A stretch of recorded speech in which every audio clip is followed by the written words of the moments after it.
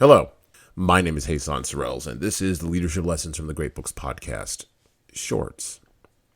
There's no co-host on Shorts. These are 6 to 8 minute observations, ideas, thoughts, or rants about the literature, philosophy, psychology, and the theology of leadership. Because listening to me talk about leadership for now 6 to 8 minutes is infinitely better than reading and trying to understand yet another business book, even mine. Most hierarchies, and I use that word frequently when discussing leaders and leadership behaviors, have a broad base and they narrow as they increase upwards. Hierarchies are, in general, non-material representations of the ways in which everything organizes itself in the world. From the biological elements in nature, all the way to the narrative elements of this explanation, I'm speaking into a microphone and directly into your ears. All hierarchies have rules, structures, modes of operation, and they serve to define patterns of behavior, particularly human behavior, over the long course of history, or time.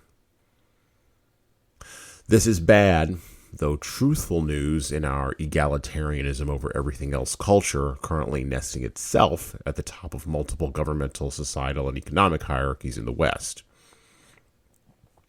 It's mostly bad, though truthful news, because the fact of the presence of both observable and invisible hierarchies indicates the annoying presence of numerous other non-egalitarian facts, such as there can never be true equality of outcomes, or that endless pursuit of equity of circumstances that may lead to equal outcomes might indeed turn out to be somewhat of a Pyrrhic pursuit after all. The truth of how hierarchies work in biology, psychology, and theology, as well as in many other realms of distinction, also indicates that there are more available opportunities to lead others in the struggle up any hierarchy than ever before, but only for those who are aware and conscientious. And of course, they have to be open to looking for those opportunities.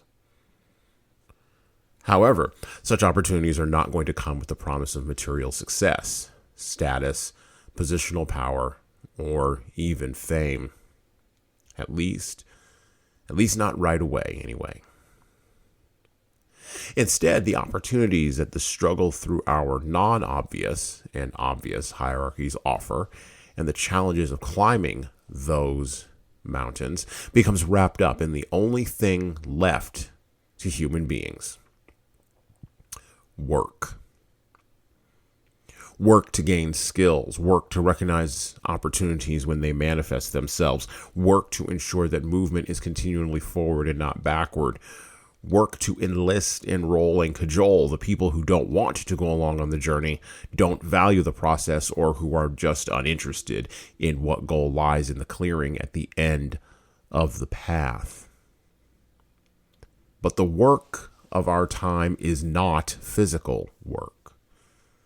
It's the emotional work of caring enough to recognize the presence of the hierarchy. It's the psychological work of possessing the appropriate level of passion to commit to the emotional work daily. It's the spiritual work to recognize the proper order of circumstances and events.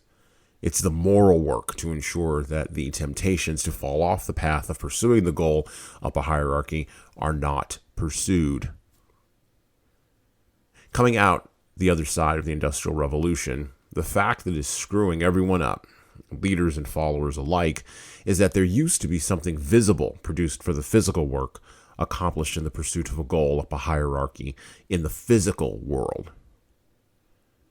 But now, in our post-internet era, the inputs and the outputs on the work and the hierarchy are both invisible.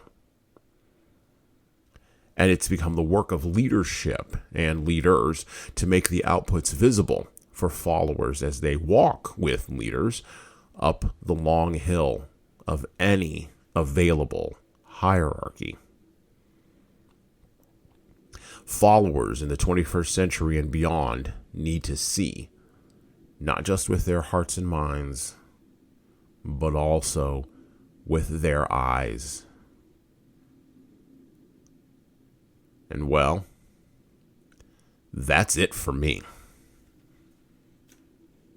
Listen and subscribe to the Leadership Lessons from the Great Books podcast on all the major podcast players that you listen to, including iTunes, Stitcher, Google Podcasts, and of course, Spotify.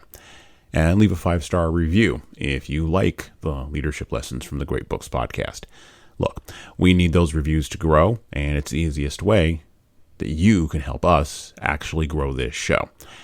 And of course, tell all your friends. If you want to get started down the leadership path, our products from HSCT Publishing can help you and your team do that. So check out our training webinars, our coaching services, and more at leadershiptoolbox.us, and check out our video-based subscription service at leadingkeys.com. We've got books that will help you and your team grow. So pick up a copy today of My Boss Doesn't Care, 100 Essays on Disrupting Your Workplace by Disrupting Your Boss, and subscribe to the Little Red podcast we launched earlier this year with the same name as this Little Red book.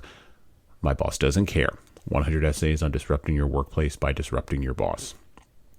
And of course, pick up my most recent book, 12 Rules for Leaders, The Foundation of Intentional Leadership, written with Bradley Madigan.